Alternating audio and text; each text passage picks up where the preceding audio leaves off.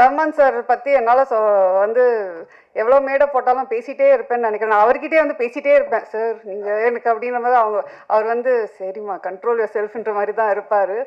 ஒரு பாட்டும் போடும்போது நான் அப்படியே அங்கே வந்து அப்படியே சரி அப்படியே கண்ட்ரோல் பண்ணிகிட்டு இருப்பேன் என்னோடய ஃபீலிங்ஸை.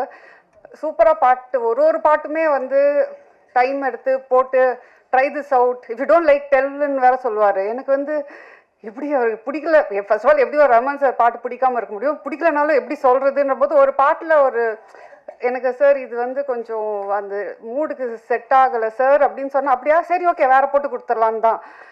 அவர் வந்து அதான் சொன்னேன், அவர் வந்து ஒரு லெஜெண்ட். ஆனால் அவருக்கே அது தெரியாது அவர் வந்து லெஜெண்டுன்றது தான். ஸோ அதுதான் அவரோட பியூட்டி, அவரோட நேச்சரு.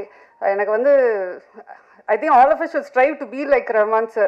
அவர் அவ்வளோ ஒரு இதில் இருந்து கூட most humble person I've ever met. So I think இந்த ப்ராஜெக்டே எனக்கு ட்ரீம் கம் ட்ரூவாக வந்துச்சு.